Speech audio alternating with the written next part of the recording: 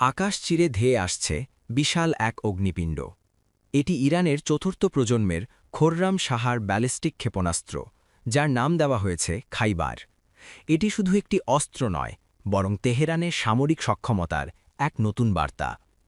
প্রযুক্তিগত দিক থেকে এই ক্ষেপণাস্ত্রটিকে অত্যন্ত শক্তিশালী বলে দাবি করছে ইরান। এটি প্রায় ১৫০০ কেজি ওজনের ভারী বিস্ফোরক বহন করতে সক্ষম। এর বিশেষ বৈশিষ্ট্য হল গতি এবং নিয়ন্ত্রণ ক্ষমতা।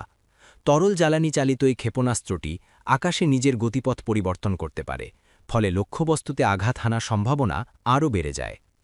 এই ক্ষেপণাস্ত্রের সবচেয়ে গুরুত্বপূর্ণ দিক হল এর পাল্লা। প্রায় ২০০০ কিলোমিটার রেঞ্জের কারণে ইরানের ভেতর থেকে এটি মধ্যপ্রাচ্যের বহু গুরুত্বপূর্ণ স্থানে আঘাত হানতে সক্ষম। এর ফলে আঞ্চলিক নিরাপত্তা পরিস্থিতি নিয়ে নতুন করে উদ্বেগ তৈরি হয়েছে। বিশেষজ্ঞদের মতে খাইবার ক্ষেপণাস্ত্রটি এমনভাবে তৈরি করা হয়েছে যাতে এটি আধুনিক রাডার ব্যবস্থাকে ফাঁকি দিতে পারে। এটি উচ্চ গতিতে বায়ুমণ্ডলের বাইরে উড়ে যেতে সক্ষম বলে দাবি করা হচ্ছে। এমন পরিস্থিতিতে অত্যাধুনিক প্রতিরক্ষা ব্যবস্থার জন্য এটিকে প্রতিহত করা চ্যালেঞ্জ হয়ে উঠতে পারে।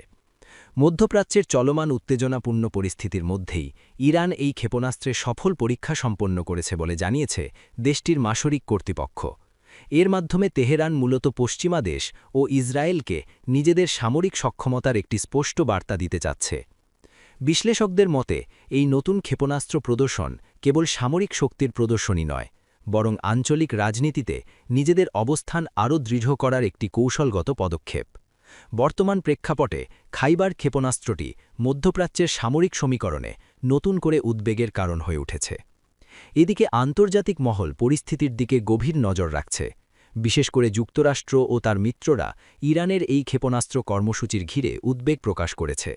অনেকেই আশঙ্কা করছেন এই ধরনের অস্ত্র প্রতিযোগিতা মধ্যপ্রাচ্যের উত্তেজনা আরও বাড়িয়ে দিতে পারে।